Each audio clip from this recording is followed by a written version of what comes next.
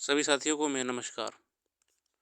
स्वागत है आप सभी का आज के जनसत्ता विश्लेषण में। आइए शुरू करते हैं आज का विश्लेषण और जानते हैं कौन सी देश विदेश की खबरें हमारे लिए महत्वपूर्ण।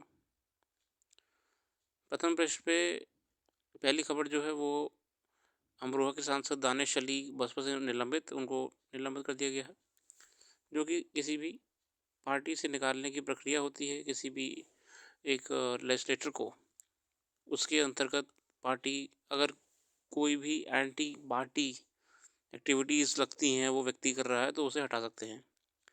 अगला है आर्टिकल हमारा जलवायु परिवर्तन अनुकूलन पर खर्च किया जीडीपी का 5.6% मतलब 5.6% हमारा पर जलवायु परिवर्तन अनुकूलन पर खर्च किया गया है।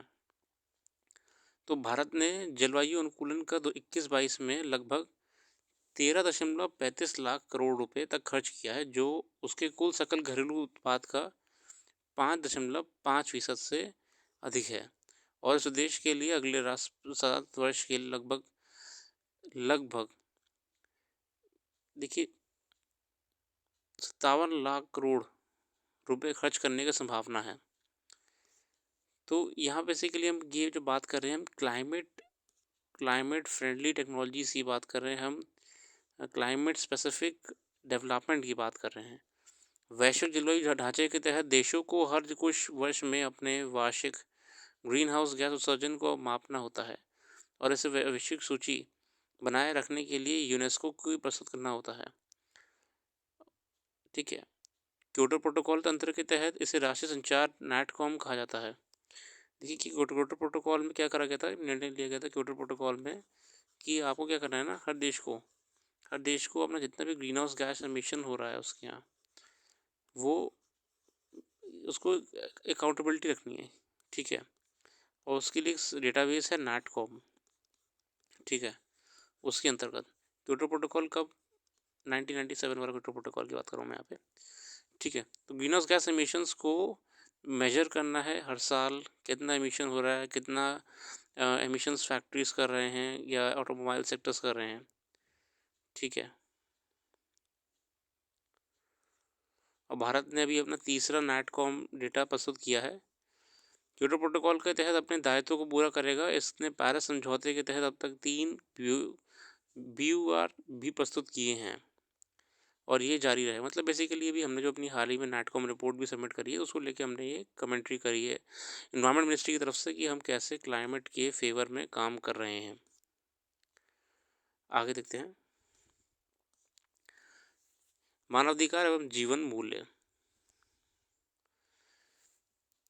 वर्तमान विश्व विभिन्न प्रकार की सामाजिक चुनौतियां एवं असमानताओं, आर्थिक विषमताओं, राजनीतिक संघर्षों, धार्मिक सांस्कृतिक टकरावों तथा पर्यावरणीय संकटों से जूझ रहा है। उक्त चुनौतीपूर्ण परिस्थितियों में मानवीय मूल्यों के विकास एवं प्रसार से विकसित चेतना द्वारा ही मानव मन को संवेदनशील बनाना संभव हो पाएगा। मानव सभ्यता के उत्कृष्ट मानदंडों की स्थापना हेतु उचित प्रेरक परिदृश्य का निर्माण मानवाधिकारों की सुरक्षा और समता की संकल्पना से प्रेरित होता है। इस हेतु मानवाधिकार एवं मानवीय मूल्यों का अनुशीलन आवश्यक है। द्वितीय विश्व युद्ध के बाद राष्ट्रीयता, नस्लवाद, क्षेत्रवाद, धार्मिक संकीर्णता से उपजने वाली आक्रामकता एवं हिंसक वृत्ति से वैश्विक मानव समाज की सुरक्षा के लिए मानवाधिकारों की सम्मानजनक कानूनी स्थापना एक गंभीर विषय था। देखिए रीजनलिज्म, कल्चरलिज्म, रेसिज्म है ना, रीजनलिज्म ये अगर एक हद से ज़्यादा बढ़ जाएं तो ये मानव के लिए, ह्यूमैनिटी के लिए खतरा बन जाते हैं। ठीक है ना, आप बहुत अति धार्मिक हो जाना रिलीजियस को, मतलब आप बिल्कुल पागल हुए पड़े हैं अपने रिलीजन के लिए कि आप कुछ भी कर दे रहे हैं, ये सब जो क्वालिटीज़ हैं ये गलत हैं। ठीक है, संयुक्त राष्ट्र चार्टर के मानवाधिकारों संबंधी प्रावधानों के यथार्थ कार्यान्वयन महासभा ने इस सार्वभौमिक घोषणा की को 10 दिसंबर 1948 को स्वीकार किया। तब विश्व मानव सभ्यता के सबसे विनाशकारी युद्धों को विभीषिका से उभरने का प्रयास कर रहा था। प्रस्तावना ये संकल्प व्यक्त करती है कि आने वाली पीढ़ियों को युद्धों के प्रकोप से बचाया जाए, क्योंकि इन युद्धों ने मानव जाति को अकथनीय कष्ट दिया है। तो बेसिकली मैं बात करें मानव अधिकारों के बारे में, मानव अधिकार जो आपके यूएन चार्टर था वो 10 दिसंबर 1948 को एक्सेप्ट करा गया था। ठीक है, संयुक्त राष्ट्र संघ का चार्टर जिस आधुनिक संकल्पना के अंतर्गत मानवाधिकारों के सभी अनुवांशिक अधिकारों को शामिल करता है, वह विभिन्न राष्ट्रीय जीवन में अलग अलग रूपों में विकसित हुई हैं। यथा इंग्लैंड में मैग्ना कार्टा, संयुक्त राष्ट्र अमेरिका में स्वतंत्रता का घोषणा, फ्रांस की मानवाधिकार घोषणा पत्र तथा रूसी क्रांति आदि। अगर हम बेसिकली यहाँ बात कर रहे हैं कैसे ह्यूमन राइट्स या मानव अधिकार की, मानव अधिकार का उपज हुआ है, मतलब कैसे समाजों में इसकी एंट्री हुई है, तो हम जानते हैं कि इंग्लैंड में, यूके में, इंग्लैंड में बेसिकली यूके का तो ज़्यादा बढ़िया रहेगा, इंग्लैंड में जब मैग्ना कार्टा लाया गया था उसमें मानव अधिकार की बात करी गई थी। यहाँ मेरे मानव अधिकार से मतलब है नागरिकता, नागरिकों का अधिकार। फिर यूएसए में बिल ऑफ इंडिपेंडेंस, ठीक है, बिल ऑफ इंडिपेंडेंस, ठीक है। ऐसे ही आपके फ्रांस में भी सीधे सीधे मानव अधिकार की बात करी गई है, ह्यूमन राइट्स की, ठीक है। तो समाजों ने धीरे धीरे जब बहुत ज़्यादा उत्पीड़न सहते रहे, गुजरते रहे, अपनी वर्तमान स्थिति को भविष्य में अच्छा करने के लिए ही अधिकारों की बात करी, मानव अधिकारों की बात करी, संविधान की बात करी, है ना, राइट्स की बात करी। भारत संविधान तर्कसंगत रूप से मौलिक अधिकारों के 6 व्यापक श्रेणियां भाग 3 में निहित अनुच्छेद 12 से 35 हम जानते हैं कि फंडामेंटल राइट्स जो हमारी है, ठीक है, 12 से 35 में दिए हुए हैं। तो ये मानव अधिकार एक तरीके से, है ना, हमारे मानव अधिकार हैं। उच्चतम न्यायालय ने स्वीकार किया है कि भारत द्वारा साक्षित एवं समर्थित मानवाधिकारों की अंतर्राष्ट्रीय प्रसंविधाएं तथा मानव अधिकार पर अन्य अंतर्राष्ट्रीय अभिसमाओं को की सहायता संविधान की मानव अधिकार संबंधी उपबंधों का निर्वाचन करने में ली जा सकती हैं। वह समय समय पर मानवाधिकार के अंतर्राष्ट्रीय अभिसमय से इनके संबंध की व्याख्या करता रहता है। जैसे जाली जॉर्ज वर्गीज बनाम बैंक कोचेन, विशाखा बनाम Rajasthan apparel export promotion council बनाम चोपड़ा। वर्ष 1948 में बेसिकली केसेस की बात करें जिसमें हम डिफाइन कर रहे हैं हर साल लगातार मानवाधिकारों को लेके। वर्ष 1948 में संयुक्त राष्ट्र संघ के नेतृत्व में सभी देशों द्वारा स्वीकृत मानवाधिकारों पर सार्वभौमिक घोषणा पत्र के प्रति प्रकट विश्वसनीयता मानवाधिकारों के सार्वभौमिकरण की राजनीतिक सत्यता का प्रमाण है। मतलब कि 1948 में जो मानवाधिकार संयुक्त राष्ट्र संघ में आपका चार्टर पेश करा गया था उसमें लोगों ने सहमति जताई थी, राष्ट्रों ने, तो ये एक तरीके से एक नई पहल ही थी, ठीक है। सामाजिक आवश्यकताओं तथा व्यक्तिगत अधिकारों के मध्य संतुलन बनाए रखना निसंदेह दुष्कर कार्य है और इसके लिए आवेग में सशस्त्र बलों द्वारा हिंसा के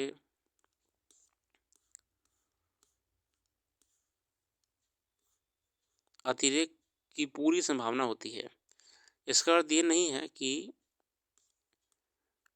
राज्य सुरक्षा के आधारभूत अंगों के रूप में को हिंसा की खुली छूट मिल जानी चाहिए, ठीक है। कश्मीर में निरंतर मारे गए बेगुनाहों के प्रति हिंसा के कम जिम्मेदार कट्टरवादी दहशतगर्द के विरुद्ध सेना की हिंसात्मक प्रतिक्रिया को कैसे अनुचित मान लिया जाए। छत्तीसगढ़ के दंतेवाड़ा में घात लगाकर 76 सीआरपीएफ जवानों के गले रेतने वाले नक्सलियों के किन मूल अधिकारों को स्वीकार किया जाए। पाकिस्तान के पेशावर के आर्मी स्कूल पर हमला करके पाकिस्तान सेना के जवानों ने 132 बच्चों की हत्या करने वाले तालिबानी आतंकियों में के कौन सा मानवाधिकार की सहानुभूति रखी है। भारत संविधान का अनुच्छेद 13 प्रत्येक नागरिक के मूल अधिकारों की सुरक्षा की वचनबद्धता व्यक्त करता है। वह विधानमंडलों को मौलिक अधिकारों को बाधित या सीमित करने वाले किसी प्रकार के कानून बनाने की प्रतिषेध करता है। अनुच्छेद 33 सशस्त्र बलों के कार्यरत व्यक्तियों के नैसर्गिक अधिकारों को सीमित करता है। संविधान में इसकी कल्पना मौलिक अधिकारों के अपवाद स्वरूप की गई है। सुखद है कि देश में इस पर ठोस विमर्श को दिशा मिल रही है। कर्तव्य निर्वहन के दौरान उन्मादी भीड़ के हमलों का शिकार होने वाले सुरक्षा बलों के जवानों के मानवाधिकारों के संरक्षण हेतु 2019 में सर्वोच्च न्यायालय में एक सेवानिवृत्त सीआरपीएफ जवान और एक सेवारत सैन्य अधिकारी की बेटियों द्वारा याचिका दायर की गई, जिसमें भारतीय सेना पर पथराव की घटनाओं के बाद सुरक्षा बनाए रखने की जिम्मेदारी निभा रहे सैन्यकर्मी के विरुद्ध प्राथमिकी दर्ज किए जाने की घटनाओं का जिक्र करते हुए उनके आत्मरक्षार्थ की गई कार्रवाइयों के खिलाफ मामले दर्ज किए जाने पर असंतोष व्यक्त किया गया था। मानवाधिकार के पुरोधाओं का मौलिक चिंतन इस तर्क की अवहेलना करता आ रहा है कि राष्ट्रीय विरोधी तत्वों से जूझ रहे सशस्त्र बल के जवान कोई निजी हित या व्यक्तिगत शत्रुता नहीं साध रहे हैं, बल्कि नागरिक समाज की सुरक्षा हेतु ही संबंध है। ऑब्वियस ही बात है, जो भी हमारे फोर्सेस हैं वो देश के लिए तो कर रहे हैं। इन संघर्षों में प्राण गंवाने, विकलांग होने वाली भी हार्ड मास के इंसान हैं, उनके भी परिवार हैं, रिश्ते हैं, उनकी भी भावनाएं हैं। यही वो बिंदु है जहां मानवाधिकार का मूल चिंतन पथभ्रष्ट हो जाता है तथा इसकी प्रचलित मान्यताएं समालोचनाओं के घेरे में आ जाती हैं। सिविल सोसाइटी का एक तबका अधिकारों के प्रति अतीव दुर्ग्रही एवं उसके लाभ हेतु लोकतांत्रिक सरकार के विरुद्ध कटुभाषी होते हुए भी कर्तव्यों की सार्थकता पर विमर्श करने में तैयार नहीं है। ये साबित तर्क के मानवाधिकार पूर्ण एवं असीमित नहीं होते हैं और ना ही उन्हें होना चाहिए। अधिकार को हो या स्वतंत्रता व्यवस्थापित रूप में ही सकारात्मक होते हैं। बेसिकली मानवाधिकार जो होते हैं वो ऐसा नहीं होता कि अनलिमिटेड हों, उनकी कुछ लिमिटेशंस भी होती हैं। जैसे कि आधुनिक युग में अहिंसावाद के सबसे विशिष्ट प्रवर्तक महात्मा गांधी कहते हैं, मैंने अपने निरक्षर लेकिन समझदार माँ से सीखा था कि सभी अधिकारों की हकदारी और संरक्षण अच्छी तरह निभाए गए कर्तव्य से ही संभव होता है। इस प्रकार जीने का अधिकार केवल तभी हमें प्राप्त होता है जब हम दुनिया में अपनी नागरिकता का कर्तव्य पूर्ण करते हैं। भारत समेत संपूर्ण वैश्विक नागरिक समाज को भी इसे समझने एवं मानने की महती आवश्यकता है ताकि मानवाधिकारों पर चिंतन तथा सामाजिक संतुलन स्थिर रह सके। हाँ, बहुत ही अच्छा आर्टिकल है ये वाला। मानवाधिकार को लेकर अच्छी बात लिखी गई है इसमें। यूएन चार्टर को मेंशन करा है जो कि 10 दिसंबर 1948 में आकर लाया गया था। यूएन चार्टर 1948 में। ये आर्टिकल है अगला तवलीन सिंह जी का, नकारात्मक सोच एक सामाजिक रोग है जो मैंने सिर्फ अपने इस भारत महान में पाया है। मैंने इस बीमारी का नाम रखा है नकारात्मकता। इसके असर देखने वालों ने देखा होंगे हाल में समाप्त हुए चुनावों में, विशेष तौर पर विपक्षी नेताओं के प्रचार में। मिसाल के तौर पर आपने ये बेसिकली पॉलिटिकल आर्टिकल होता है तो मैं इससे बचता हूँ कहने से, आप इसका अध्ययन कर लीजिएगा। आर्टिकल अच्छा है, कमेंट्री टाइप है। आगे आते हैं। अभी भारतीय सेना में पासिंग आउट परेड हुई है तो बैच आईएमए से पास आउट हुआ है, ये उसी खबर है। देहरादून में शनिवार को भारतीय सैन्य अकादमी में पासिंग आउट परेड के दौरान नव नियुक्त अधिकारियों ने मार्च पास किया।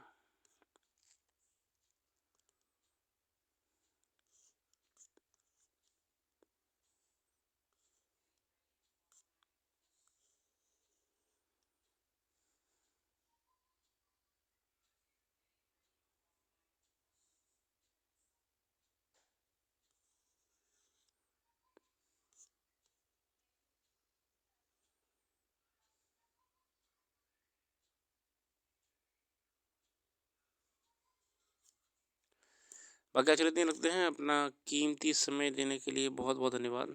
आपका दिन शुभ हो।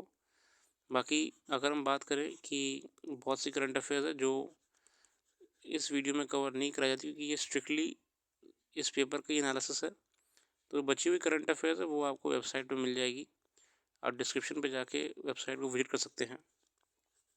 दूसरी बात, वर्तमान में जो हम जानते हैं कि महुआ मोहित्रा जी को निष्कासित किया गया है, वो आपके लिए कैसे इंपॉर्टेंट है। बहुत बच्चे पूछ रहे थे ये वाली बात, बहुत साथी पूछ रहे थे कि हमारे लिए कैसे इंपॉर्टेंट है।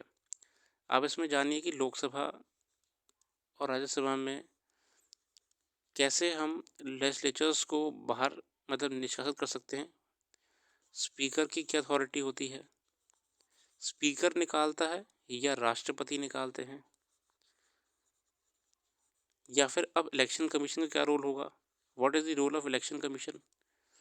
जो मोहित्रा जी का केस है, ठीक है, आप अभी इनकी जो न्यूज़ है इसमें आप ये जानने का प्रयास करिए कि व्हाट इज़ द प्रोसीजर, कि अब कैसे रिमूवल कौन करता है, who is the person who is removing, parliamentary committee कौन सी होती है, पार्लियामेंट्री कमेटी, एथिक्स कमेटी है, एथिक्स कमेटी मेंबर कौन कौन होता है और कौन सी कमेटीज़ हैं। दूसरी बात, अब इलेक्शन कमीशन क्या करेगा अगर उनको सीट रिमूव करा दिया गया, वहाँ से निष्कासित कर दिया गया है, तो इलेक्शन कमीशन अब क्या अपना रोल करेगा। उसके बाद ये भी जानिए आप कि पार्लियामेंट की पावर्स क्या क्या होती हैं, पार्लियामेंट में जो सदन की क्या प्रिविलेजेस होती हैं, सदन में सदन के क्या रूल्स एंड रेगुलेशंस होते हैं। तो अगर आप वर्तमान में इन चीज़ों को अध्ययन करने का प्रयास करेंगे तो आपको ज़्यादा फायदा करेगा आगामी परीक्षाओं पर। Thank you.